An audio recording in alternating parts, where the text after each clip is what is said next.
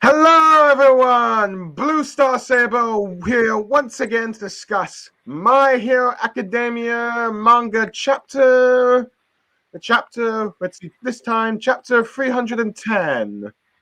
Let's see, titled, I'm trying to think, where's the damn title? Masters and Pupil. I am joined by my friend, Lucky Cheese 7. Say hello, Lucky Cheese 7. What's going on, guys? And clearly in this dream, the pupil is taking the front seat while the master is taking the back seat on this one. If y'all know what I'm referring to. Ha ha ha. Okay, I admit my introductions still aren't as good as yours. Yeah, I could use some work, I will admit. But anyway. Give it some time. You'll improve. But yeah. Anyway, let's see.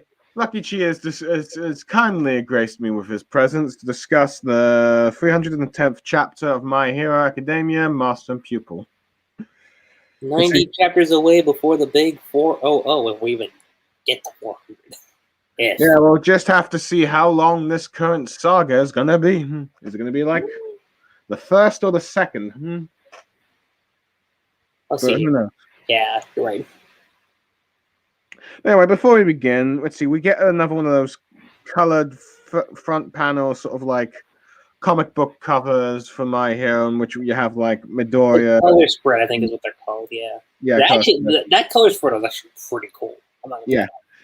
It's keeping up with the traditional American style comics, gritty front covers. So it's like that's that. But yeah, I'm really liking how they've drawn Midoriya's current look, and it gives us an idea of what colors it is. Which of course it's still green, but I think the armband is confirmed to be red. So, which is more of a tie-in, I think, to that first movie of My Hero, I believe. 2 Heroes, yeah. Yeah, with the sort of impact. With the gauntlet, yeah. Yeah. So yeah. Now, granted, whether or not let's see how long Midoriya is going to keep this current look. Who knows? It remains to be seen. But for the time being, it's his look. Yeah. And let's see, and we are all enjoying it. But I have to admit, I do wonder if if the gauntlets would be benefited if they were more green. But that's just maybe a nitpick on my end. I mean, it makes it stand out more. I'll say that. I mean, would it fit with the costume? Sure. I would say maybe if the gauntlets were gray, I think it would fit with the mask. But this is not cool. Yeah. Well, anyway, the chapter begins in the rain in a somewhat city where these people are attacking someone, calling them a monster. This giant, I'm assuming, fox or animal-like, quirk-like lady. I don't know why. My immediate thought went back to the Zoroark from One Piece. So I was like, huh. Like a minx. Yeah. A minx is landed in One Piece and she's tall. Mm-hmm. Yeah. I can't quite figure out what animal is this. Is this like a fox or a squirrel, maybe? Seems like it. But either way, it's an animal. It's an animal quirk-related user. Let's see. She's trying to plead that I'm not trying to do anything. I'm just scared. Please stop. And they don't believe her. But she ends up being saved by Midoriya. She tries to calm them down and tells them to that she's not a threat and that that. But so afterwards, the people that are attacking her end up leaving, but saying that she shouldn't be wandering about. I must admit, I really like this sort of like little cut, this little panel of Midoriya just in his mask face thing. It makes him, it sort of looks as like a Batman-like vibe, if you ask me. It does. Mm-hmm. But anyway. I mean, I like it though. I think it makes him more heroic in that sense. Yeah. Midoriya's are looking a lot more like Batman with this new suit, I will admit. But yeah. Anyway. Well, technically it's current suit, but it's just probably one out. But yeah. Anyway, the giant quirk lady says that she was just too scared to evacuate at first, but once it was getting more and more chaotic, she tried to go to the hero school, but everything turned out horrible. But how Midoriya tries to assure her by giving her a sort of like a big umbrella.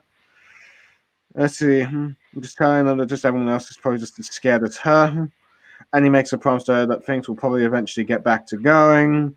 And then the sort of like cool ass car, All Might comes out and says, and invites us to go in it.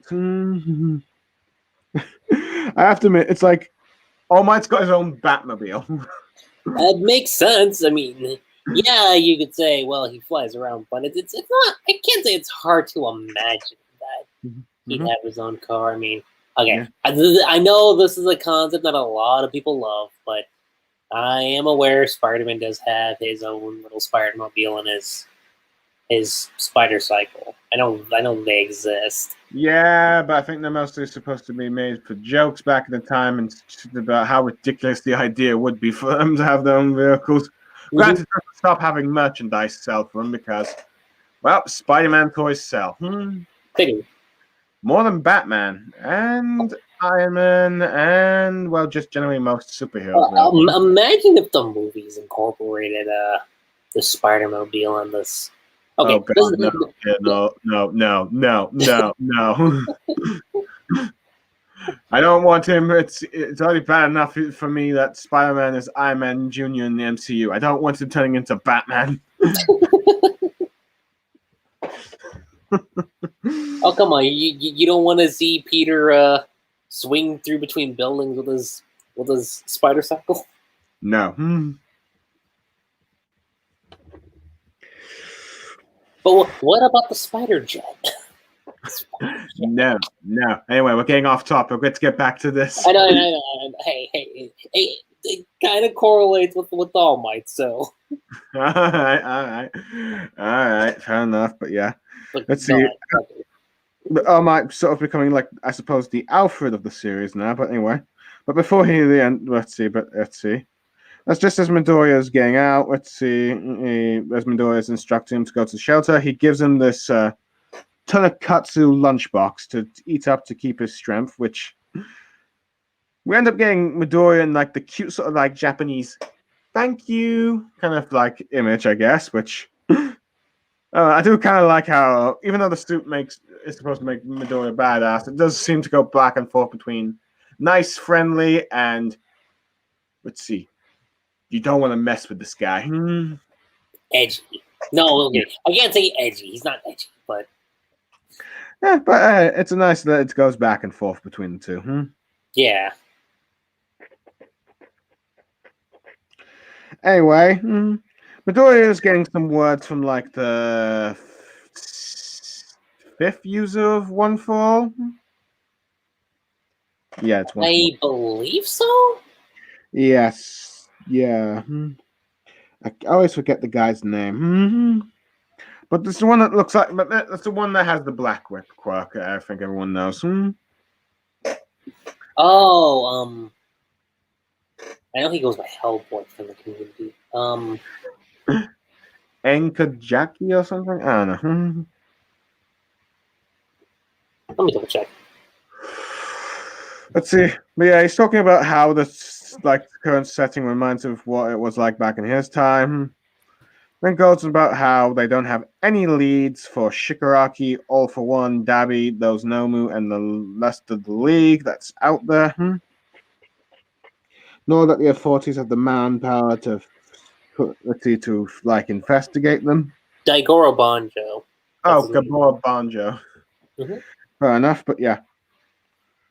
Let's see. And goes on about with how since Shigaraki has All for One's quirk, he's too strong to bring down with this is White Midoriya talking about how with Shigaraki with his quirk and All for One's quirk together, it was too powerful to bring down even with Endeavor and Aizawa's help.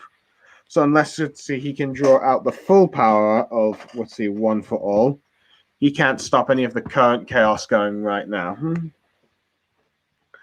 Let's see. Now it seems to go back to the conversation that was left off when Midoriya was talking with the previous quirk users of One for All. Because back, I think in 305, we were expecting this conversation to happen the following chapter, but instead we got Midoriya leaving the UA. But it seems he was saving it for this moment, Lucky Chi.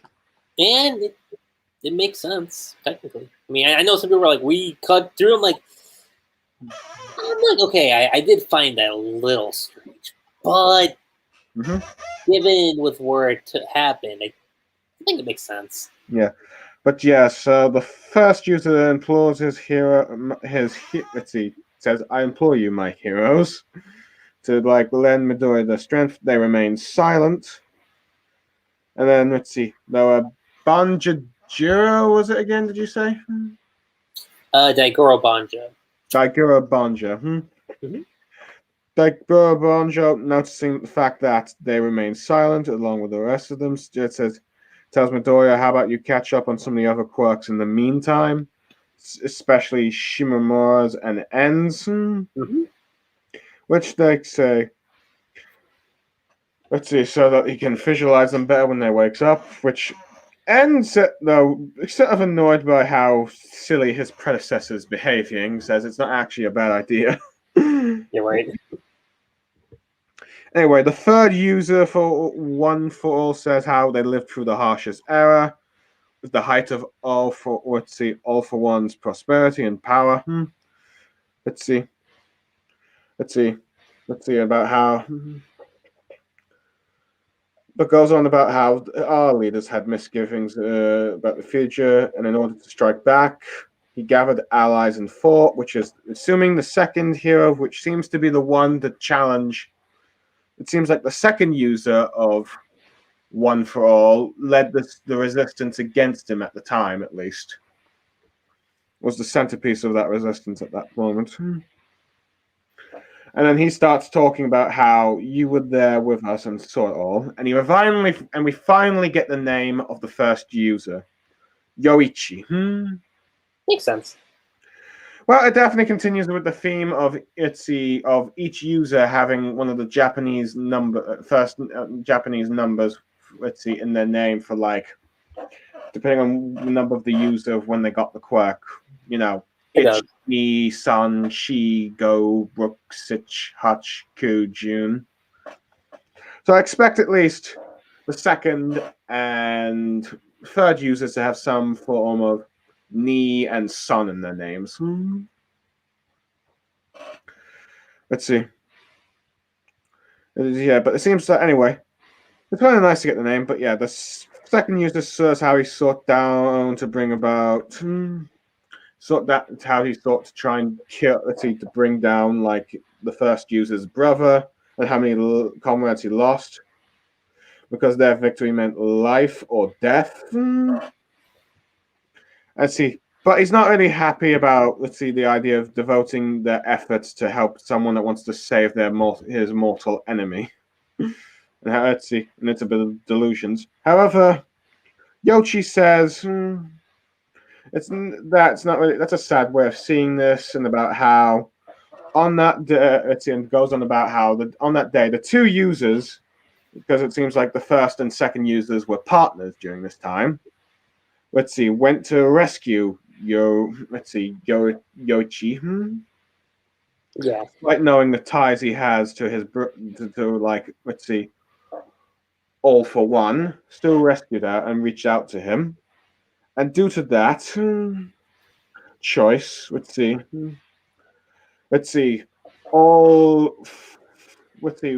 for All was able to pass down from one hero to the next throughout the generations. If it wasn't for that moment of compassion, that this quirk would still not be around there to face their brother. As we see a bit of a nice panel of him, of the younger brother and the second user, grabbing hands. And then getting and then you get the second user saying to Midoriya in the modern day, as the flashback ends, saying, "Listen up, boy. These things are bombs to move more quickly from here on out." And Midoriya just responds by saying, right as the chapter ends, and as it's you got this panel of Midoriya and all the previous users in a sort of smoky background moving out. The chapter ends, and the next chapter hits on May 9th, so I assume that means this week we have a break. Yep, most of the series, as well. Okay, for Jump, I know for Jump, most of the series are on break, which means Black Clover's on break, One Piece again is on break. I have to see if the monthly mangas like choose like a Senin, particularly the Senin let's see mangas, because I know Record of Ragnarok is a let's see Senin manga, so I need to check. But yeah. So the manga's in a hit, so we won't get let's see another chapter until like 2 weeks from now, which is fine. That, but anyway, Lucky Chi, what did you think of this chapter? I really liked it. If I Yeah. have to be perfectly honest, I actually really liked the chapter. First off, let's go to the first one. It seems like as hero society is crumbling, it seems discrimination is also rising within Japan. Which makes sense if You see, you the look at the fictional overall of the story. Japan, the fictional Japan, by the way, people, not the actual real life. Yeah, of course. But go on. What you were saying, Lucky Chi. No, I was just gonna say that, like, which, given by how the story's been progressing, that does make sense. Yeah. So yeah, and we have seen in the past that let's see, at least with like Spinner, that and that cult-like following, that let's see, quirk users with this kind of like appearance were discriminated against during the past. But yeah, I do like how Midoriya tries to calm down and save them in many ways. One thing that I must admit, the advantage of Midoriya being out of the academy is him acting like a hero, saving citizens and all that stuff. Oh yeah. So that works. And I'm still digging the whole All Might being a sort of like a, let's see, Alfred-like character. Same. Yeah, I do think that's kind of cool. Yeah. Well, granted, he's a lot more trendy than, let's see, the butler outfit, I will admit, with his, let's see, look. Granted, I am gonna start wondering if like rumors are gonna be about with see All Might with like this young student that's left the Hero Academy. It's like I am wondering if this is eventually gonna go like, can you please comment what's the relationship between these two and all that stuff. Father and son. Everyone would be like, let's see, Shoto and all that stuff, but yeah. Yeah.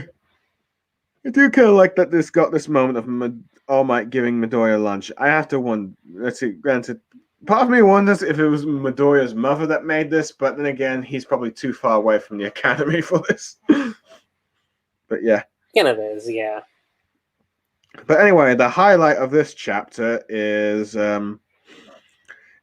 finally getting introduced to the second and third users of, let's see, One for All, and turns out they appear to be partners in, let's see, seem to be two hero partners, or at least it seems one was the leader and one was the right-hand man. Let's see. And we learned that these two formed a resistance against All for One during the height of his power. Oh yeah. Which I suppose makes sense. You would expect there'd be a sort of resistance army against him. So it'd be very interesting because if Midoriya was going to get any powerful quirks from any of the users, it's probably going to be these two. If that's the case. I don't know.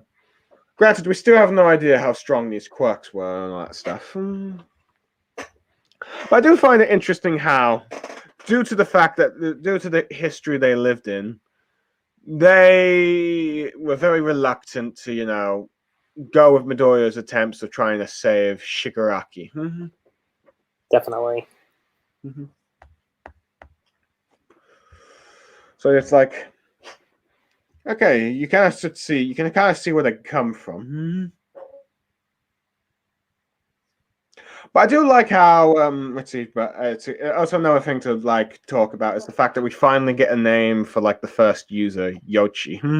Yeah, because I know that's the one thing everyone was like, what's the guy's name? Like, okay, and to be fair, we don't know All for One's first name either. The only thing we have to go off of is that his last name was Shigaraki. But like, I guess now if you correlate to that with them being brothers, Yoichi Shigaraki's his name.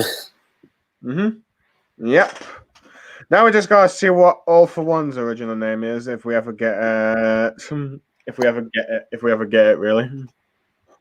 We might. I mean, unless Koei wants to leave that as a mystery, which I think is fun. Okay, like I know some people want to say, "Oh, it's cool to find out about everything that goes on in the story," but I think it's okay to leave certain details like up to interpretation. Because I mean, I know going back to going to the topic of Star Wars, I know a lot of people weren't a big fan of the whole a living force concept when the prequels came out because it took away from the whole mysticism of how the force worked and everything. But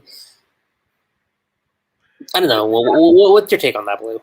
Well, I like the midichlorians for Etsy one. That's going to be controversial. Like, I'm not. Well, at the very least, I'm not super offended by them, and I still think the Force is still a mystic energy. It's just that those were just like the living connections to the Force and that stuff. But anyway, but I definitely also recommend watching the Yoda arc in the Clone Wars to get more in the mystic side of the Force and the connections with midichlorians. But anyway, let's see. But anyway, I still said. I mean, I was going to ask, do you think it's necessary to learn everyone's true name, or do you think that's fine to interpretation? I don't mind either way, to be honest. It's granted, I will admit, it was sort of casually brought up in this well, maybe not casually, but maybe not the big reveal as everyone was expecting. But I don't know. I think it could. I mean, it's something I wouldn't mind, but let's see. It's not something I'm like fussed about either. But if I had to guess, I'd assume that maybe it might be something related to the number 0 in Japan, since technically All for One did have the stockpile quirk before his brother. So I could always go. You know how anticlimactic would be if his name was Joe. But no, I assume that if it was to be any name, I'd assume it'd be related to this sort of like 0 thing. But yeah, I can agree. I think if we're keeping the number thing in conjunction, probably 0. Yeah. But yeah, I'm pretty certain that I've only really seen maybe Hero and to a lesser extent Oda use like English names in manga.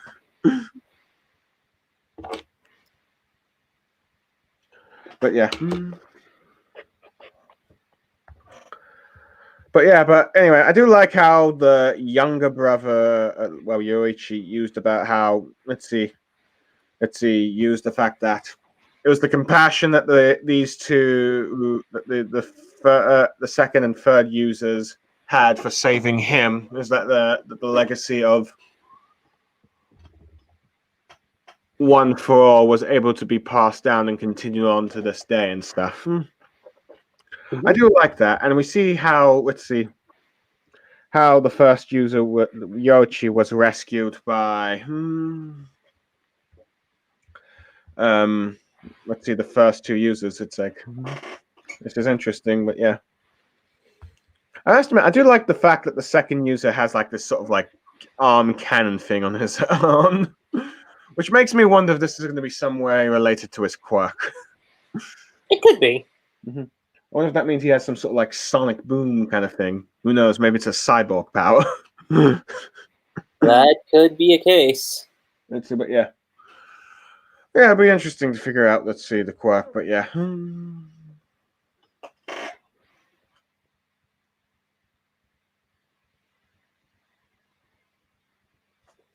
But yeah. So, yeah, I do like how, oh, damn it. So I do like how the younger brothers convinced the two that, let's see, their compassion is, let's see, and let's see. So it's like now help Midoriya with his compassion and all that stuff. Now, whether or not, let's see, Shigaraki will be saved at the end of the day is still left up to debate because it seems Koei has gone to great emphasis, especially in the last chapter, about that. Sometimes even killing your enemy is a way of saving them. So, who knows? But yeah. Other than that, I do like this, like the last panel when you see all the heroes gathered around Midoriya and stuff. as they're heading off. And him just eating on the go. So yeah. I don't know. You have anything more to say on this chapter, Lucky Chi? Not really. Mm-hmm. Fair enough. So anyway, what kind of score would you give this chapter out of curiosity? I don't know. Okay, outside of the other half of the conversation we got from the vestiges, it's nice. I think if we were to add the vestiges part in, I'd say it's around a good plus, which is about a 7.5 for me. Yeah, I'd say it's probably a 7.5 to 8 out of 10 for me. I will. It's like you got a nice Midoriya doing hero work, and we finally get, and then we get a little bit of, let's see, world building within like the quirk of One for All's power and the history of it. Let's see, with like with how the like the identity of the first brother Yoshi was revealed and all that stuff, and how he met the second and third quirk users who were leading the resistance against, let's see, All for One at the time and all that stuff. So it's like, yeah. So it's like, that's the history between the two. It's like, we got a bit of filling in the bits and pieces of like what happened during that time period and all that stuff. Definitely. Mm-hmm. So yeah, all that's left now is to find out what their quirks are going to be, which I assume they're probably going to be a lot more powerful than the quirks that have come with the later users. Mostly due to the fact that they're leading which makes sense, I think, because, well, these two were leading a resistance against, the big bad. So they had to be somewhat strong. Before they got the quirk, of course, but yeah. But yeah, I do like how like each of the users like had different opinions and all that stuff. So yeah, there's stuff like that. Anyway, but from what I can guess from this chapter, we're still going to follow a bit more of Midoriya on his solo adventures before possibly seeing any of the other UA students, which I'm down with for the moment, though I would like to see them eventually. How would you feel if they don't end up coming back until like the last 10 chapters of the story? Yeah, that would be problematic in many ways. Yeah, I'd be sitting there going like, so we are going full Naruto now. Relegate everybody off to the side. No, go. Okay, let's be fair. I don't think Koei's gonna go that route, but possibility is there. So, but yeah. So yeah, overall, yeah, a pretty good chapter. Gets me hyped for another nice world building and all that stuff. But yeah, so I'm looking forward to when 311 comes out. I'm not sure if you'll be able to join me for that chapter, Lucky Chi, but I don't know. A couple weeks from now, it should be fine. When we get to that point. But hopefully you'll be joining me on Wednesday to finally discuss episode 4 and episode 5 of My Hero, since due to the delays, I now have to do 2 episodes for one stream. But oh well. It happens. I mean, I have to do it sometimes too on my own whenever I'm trying to catch up with stuff. So it's. Right. But either way, I'm Blue Star Saber. I'm Lucky Chi. And we are signing off, and thank you for joining me. Me and Lucky Chi for this chapter review of My Hero Plus Ultra. Plus Ultra. And we're done.